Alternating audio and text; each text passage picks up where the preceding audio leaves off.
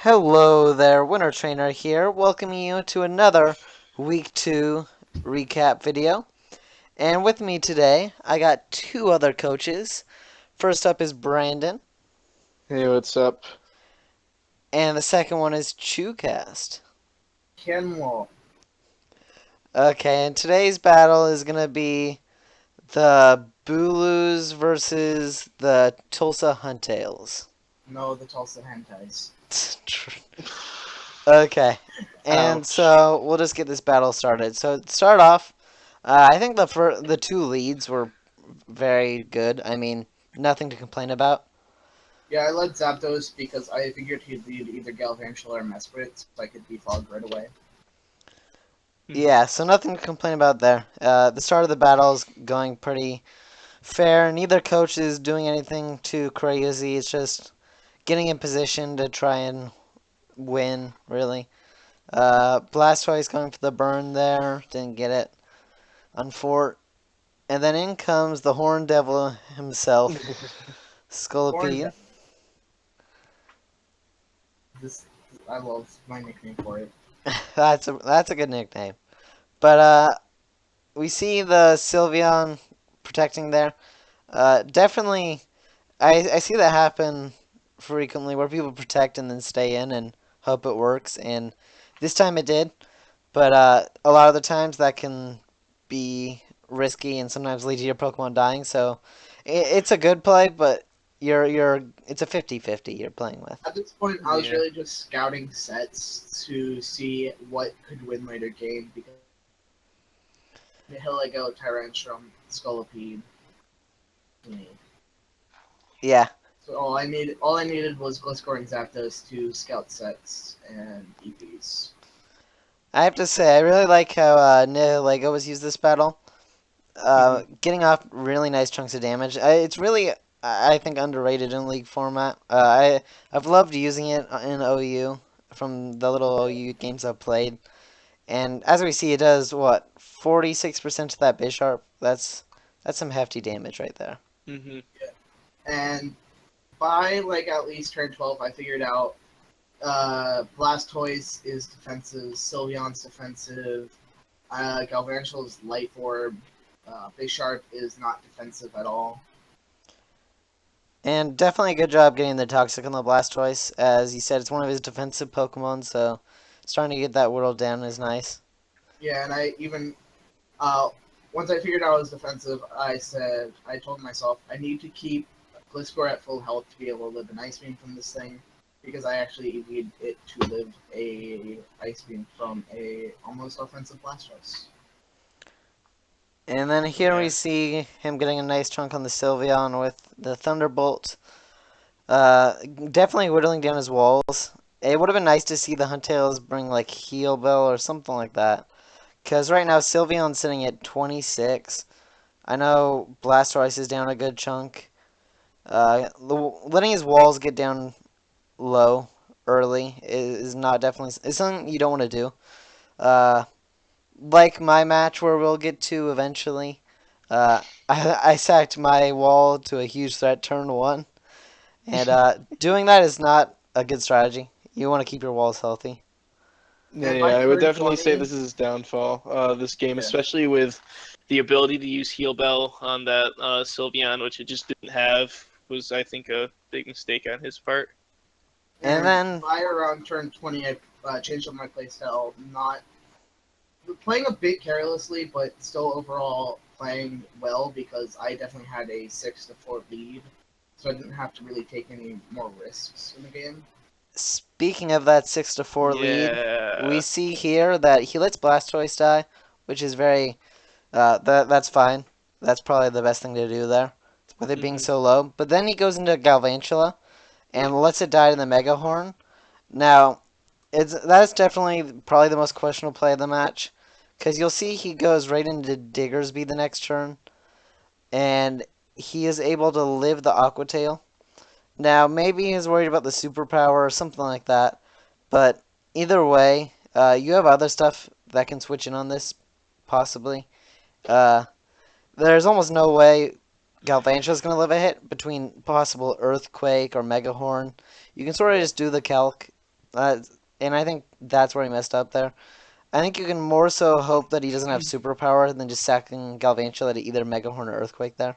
Yeah, I don't think Galvantula did much this match, but it definitely was not great when he just threw it away. I mean, it's better alive It than was dead in definitely the a end. scary month. I was definitely predicting like a web sticky lead, or Mhm. yeah, lead Galvantula with sticky webs to hurt stuff like Victini for Scarf Diggers B. Yeah. Because once webs were up, Scarf Diggers B or something like that just ran house. And yeah, that's seen here when the Diggersby Okos the Scolipede. Mm. So definitely had potential. Maybe with webs would have been a way to go. Then I'd assume it's banded because he switched out there, or was maybe he's trying to save it. But if he had webs up there, there's always the chance he could just start dropping bodies with Yeah. uh, Diggersby. And I figured out Mesprit's Scarf, so I can easily play around that with stuff like Scarf Victini. Wear down Bisharp to 6%, even. Yeah, I really like the play where you stayed in on the U-turn from the Mesprit. Uh, although you could possibly lose Nihilego there, I don't think there was any way he was going for Psychic there or Psyshock or something like that. So it was Yeah, definitely a great prediction there to get a good hefty chunk on Bisharp again. yeah. And then next turn predicting the Sucker Punch. Just some really nice plays by you right there, that part. Yeah, and I just wear down Sylveon to where it's not even a threat anymore. Yeah, that's seen right here. The Earthquake does 44 and it's toxic. And Baton Pass, that's basically the end of Sylveon there. Uh, I don't fully get that Baton Pass there. I mean, he's down 5-3, so there's not much he could do. But I'd like to see him maybe try and wish up the Diggersby or something like that. At this point, I think that's the only thing he can really hope to do. Yeah, Mhm. that'd be a good idea. But it was Because probably Diggersby was already such a over. threat. Because once he's down like 5-3 or 5-4, there wasn't much he could do at that point. Yeah, once Blastoise Yeah. dropped, I said to myself, 15 just wins at this point. Yeah, and we see that shortly. But one thing we do see is I know you mentioned this about the why he stayed in on the Ice Punch. You can talk about that if you'd like.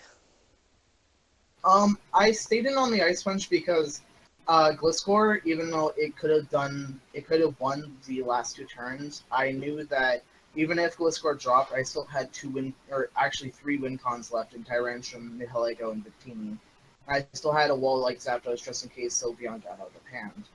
So I was just like, even if he knocks out Gliscor at this point, I just go Scarf Victini and I win. Yeah, so definitely.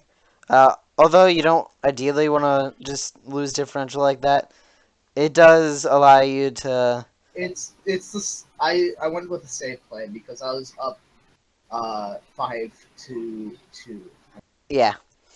So there are points when sacking differential is fine to play safe because maybe he doesn't have the Ice Punch or over predicts there.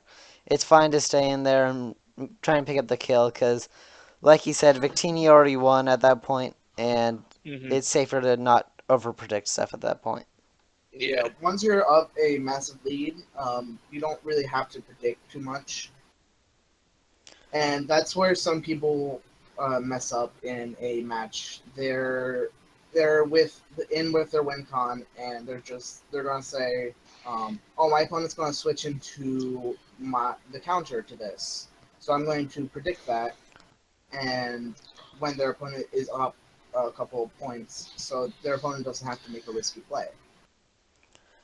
So yeah, we're at the end of the match now, and I have to say overall, from both coaches' sides, uh, Chu played very optimally throughout the match. I don't think he really misplayed at any point. There were a few things he probably could have done a little better. Maybe there was a way to save the Gliscor, but I understand the thinking safe because sometimes, even though differential is nice, just going the safe way, it's better to get the W than try and be risky and save differential.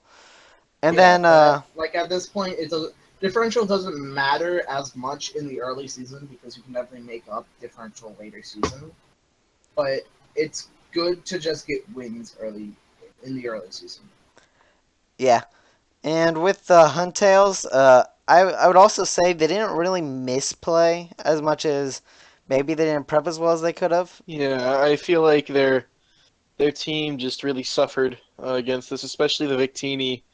Uh, Nothing much deals with it except that Blastoise maybe and Sylveon, Yeah, and but I'm pretty sure once that's about it. Blastoise was at like 60% Ult Strike killed. Yeah, so the Victini here was really good prep on your part, I think. Yeah.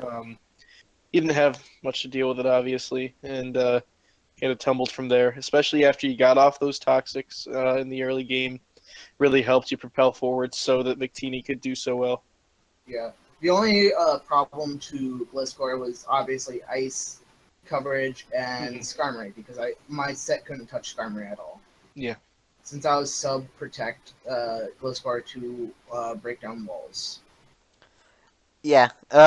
And I think that set was definitely a good bring. I mean, yeah, not touching Skarmory sucks, but you have other stuff I like definitely Zapdos and Yeah, I Victini. brought Zapdos was my dedicated counter to Skarmory. I still had stuff to deal with Skarmory because if he didn't have Iron Head, Tyrantrum could set up all over Skarmory with Dragon Dance, and I could just sweat with Head Smash. So I didn't really see anything that I could have done wrong that match. Also, depending on the set, Nihilego can deal with it. Yeah, I was definitely like Life Orb timid. Hmm. Yeah, so going forward, I'd like to see the Huntails maybe work on their prep a bit more. They played fine, but when you have nothing for a huge threat like Victini except having more than 60% HP with Blastoise or having to predict around it, you just don't want to have to play that prediction game. And Yeah, and also preserving his I walls. definitely The only thing with Victini is I had to play a bit around Bisharp just in case it was pursuit trapping. Yeah, Because that's as you true. saw, Zone sacked off Victini, which was one of our best ways to win to Defile. Shots.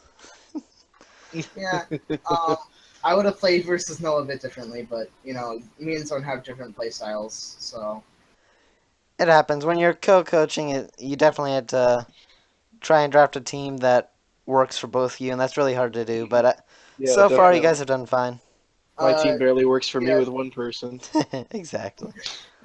Me and Zone drafted a definite team that fits more towards playstyle, but we definitely have some walls that I can have fun with, like Gliscor. I I had such an customizable EV spread this week, like 92 in defense, 120 careful Spadef, 8 in speed, 44 in attack, 244 HP. Because I like walls because they're so easy to customize with EVs. Yeah, I definitely agree. But yeah, overall, I think that's all we got today. So we'll see you guys next week. Bye. Yes. See ya.